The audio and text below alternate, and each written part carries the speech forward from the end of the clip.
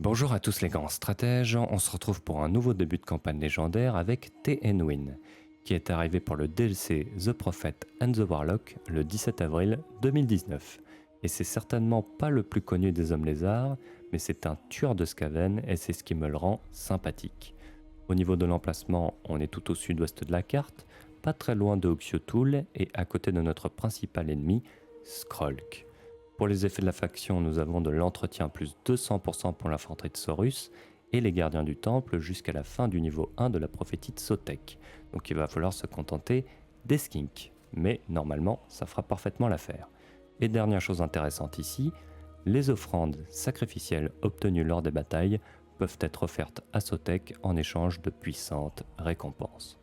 On va regarder tout cela sur la carte et ça commence maintenant. Nous voici de retour avec notre ami TN-Win et commençons par regarder la prophétie de Sotek. Donc ça, c'est là où on en est actuellement. Donc on a vu tout à l'heure, entretien plus 200%. Pour aller au niveau supérieur, il nous faut 2 provinces et accomplissez 5 rituels de la catégorie suivante, sacrifice. Donc les sacrifices, les voilà. Armure plus 10 pour toutes les unités. Commandement plus 5 pour les unités de skink. Capacité d'armée nuée de la jungle, il me semble que c'est une AOE. Et taux de reconstitution des victimes plus 15%. Ça c'est plutôt pas mal. Alors les deux autres on peut pas encore les faire puisqu'on n'a pas assez de sacrifices. Et le rang supérieur nous est inaccessible tant qu'on n'a pas réussi les 2 missions que j'ai citées juste avant. Et le dernier sacrifice, c'est Grande Invocation de Sotek, ça invoque un énorme serpent. Donc je pense qu'on va commencer par prendre la nuée de la jungle, ce sera très bien vu qu'on a une capitale à prendre, et on a une armée assez solide pour prendre la capitale qui est devant nous. Alors j'ai jamais apprécié cette unité, mais elle va peut-être nous servir ici contre les Skaven. Et là c'est intéressant parce que j'ai toujours cru que TN-Win, il avait un bouclier en main gauche, mais non, c'est une tablette en fait. Donc je viens de découvrir quelque chose. Et nous avons notre arme épique déjà équipée, et elle est plutôt pas mal. Puissance des armes plus 14%, dégâts des armes perforantes plus 15%, et la capacité poison, bonus de charge plus 10%, et en plus ça affecte tous les alliés à portée. Voilà, c'est bien ça les nuées de la jungle, c'est une AOE, et on a 3 utilisations. Et nous avons une seule bataille de quête pour avoir ceci, autorité plus 3, et résistance aux dégâts plus 20%, commandement plus 12. Bon, bah c'est correct, j'aurais espéré mieux, mais ça va, c'est correct. Au niveau technologie, on n'a pas le choix, mais comme ça améliore les skinks, c'est intéressant pour nous. Et nous avons une seule province et on va mettre de la croissance bien évidemment. Ici on a de potentiels partenaires commerciaux, pourquoi pas, allons-y. Et maintenant on va se diriger vers la capitale. Et nous avons une victoire à la Pyrrhus avec perte moyenne et c'est pas acceptable, donc on va être obligé de la faire. Et bienvenue dans la capitale des Skaven. Alors je me suis placé ici pour éviter les coups de tour et pour mieux gérer les invocations des Skaven. Donc commençons, et on envoie les grosses unités sur la porte. Donc j'ai placé mes cacs sur mes archers, comme ça je vais pouvoir gérer les invocations facilement. Ah bah il les invoque ici, bon bah c'est encore mieux. Alors TN-Win il a déjà la nuée infernale, ce qui me laisse à penser que les nuées de la jungle, c'est peut-être pas le plus opti, faut peut-être prendre la reconstitution. On va mettre notre petit AE ici, plus la nuée. C'est quand même assez incroyable comment la nuée infernale elle facilite les débuts de campagne. Bon, c'est déjà en train de fuir. On prend un petit peu de dégâts mais rien de dramatique pour le moment. Ça ne devrait pas tarder à fuir et voilà. Et une victoire décisive. Occupons ça. Et nous avons notre première province. Alors bien évidemment on a toujours la toile géomantique mais c'est un système que j'aime pas trop. Enfin je trouve l'idée bonne mais je trouve qu'elle est mal exécutée. Il faudrait changer, il faudrait faire autrement. Marcheur. Alors par contre après je ne sais pas où est-ce qu'on va. On va probablement devoir remonter par ici et aller vers Skrolk. Donc on va recruter un ancien Kroxigor, c'est très important. Bon bah on va prendre ça, on n'a pas le choix. Donc lui il va faire des toupies dans l'armée des Skaven. La croissance me paraît bien. Il y a aussi le coût de recrutement, re-recrutement, commandement plus 4 et puissance des armes plus 6% qui peut être pas mal. Mais je vais d'abord partir sur croissance. Ah, j'adore les rôdeurs caméléons. On va les prendre. On a débloqué le rite de Sotek, mais pour le moment on n'en a pas besoin. Donc on va juste passer pour ce tour. Alors, tour 2, je vois qu'il y a des Skaven par ici. Donc je pense que c'est Skrolk. On va négocier notre entrée en guerre. 1300. Pacte de non-agression. Ça va. Alors là, le rite de Sotek, il peut être intéressant. Chance de succès d'une embuscade plus 50%, c'est difficile de passer à côté quand même. Hein. Et des bonus pour les skinks. Ok, on le fait. Alors on va faire notre embuscade par là, je pense. Toi, tu vas venir ici, servir d'appât évidemment. Et tu vas recruter des rôdeurs caméléons. Et ici, on peut de nouveau passer et voir si Skrolk s'avance jusqu'ici. Enfin, je suppose que c'est Skrolk. Et c'est bien lui. L'ennemi n'a pas réussi à détecter votre embuscade. Victoire de justesse, perte moyenne. J'ai pas très envie de perdre des skinks ici. Ok, on l'a fait. Ok, donc je pense qu'on est prêt. On va essayer d'aller choper les catapultes en premier. Et puis le reste, on avisera. Donc c'est parti. On va leur mettre des petits coups de sarbacane sur le pif. Ok, on s'est emparé des catapultes, c'est très bien. Je vais mettre la nuée ici. Il y a un sorcier qui va s'enfuir, c'est dommage. Et mon vétéran qui a pris quelques dégâts, mais Scroll qui met quand même quelques baffes. Hein. Pour la victoire. Alors, victoire de justesse, mais au moins je me suis débarrassé de Skrolk et des 2 catapultes, donc je pense que c'était rentable.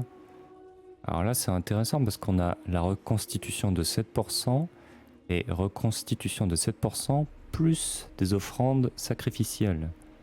Donc on va forcément prendre ça. A vaincu le seigneur Skrolk. On a connu mieux là aussi. Hein.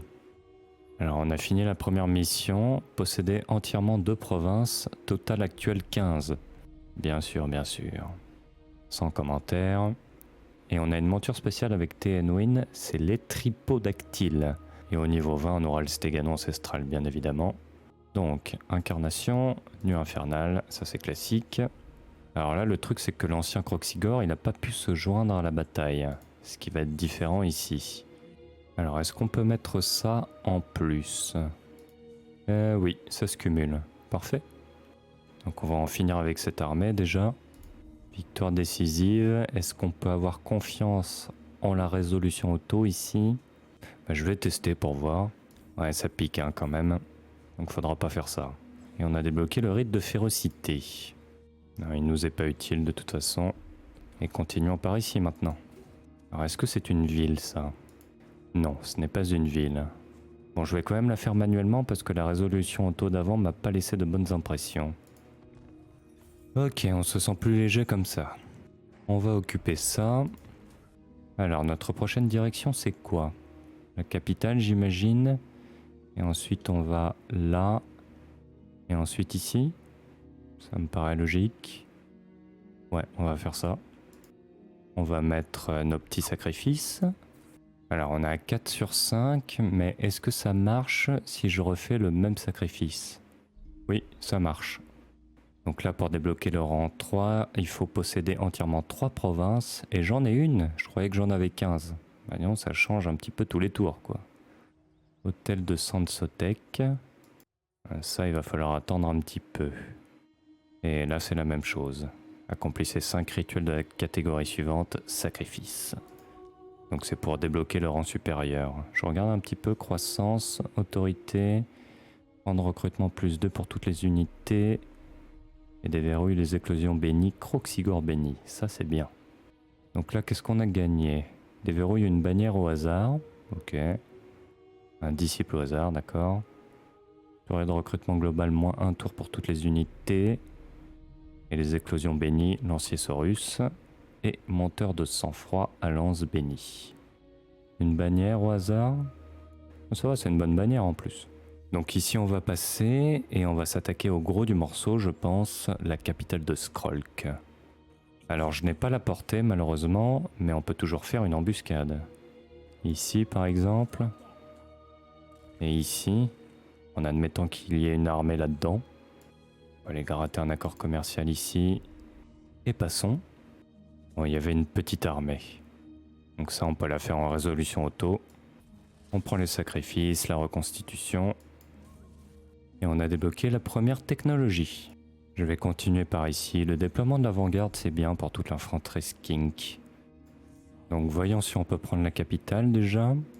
Victoire de justesse, pourtant il n'y a rien à l'intérieur. Bon, je vais quand même la faire dans le doute. Et on y retourne, une nouvelle bataille dans une capitale que l'on connaît très bien puisqu'on l'a fait au tour 1. Ah, ils peuvent tirer au-dessus des murs quand même. Ça, je savais pas. Et on peut rentrer. Bon, c'est un petit carnage, hein, évidemment. Et c'est parfait. Et nous avons la capitale de Skrolk.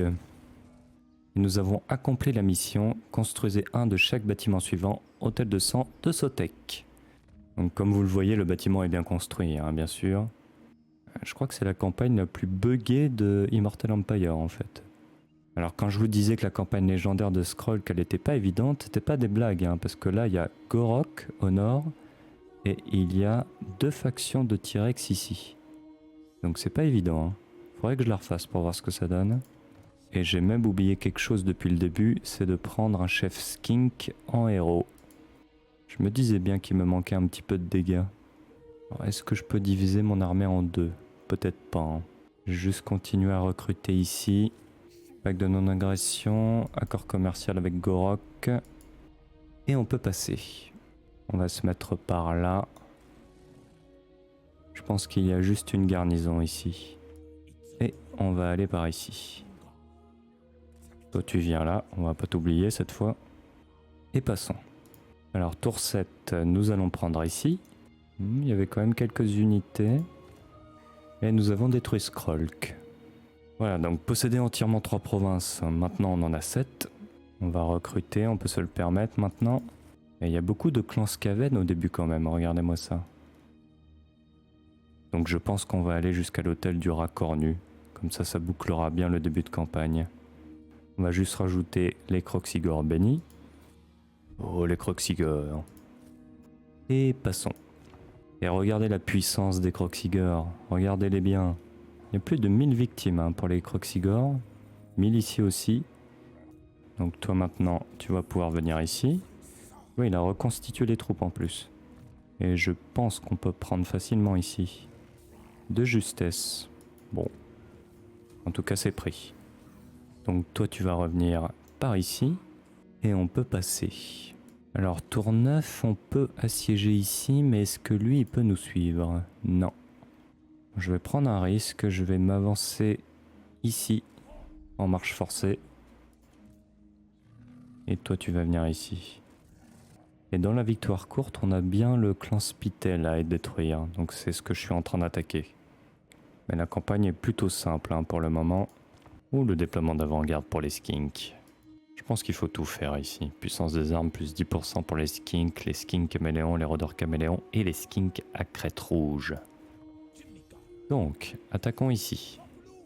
Est-ce qu'on peut prendre victoire décisive sans aucune difficulté?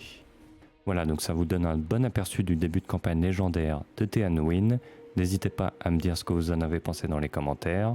Et à bientôt les grands stratèges.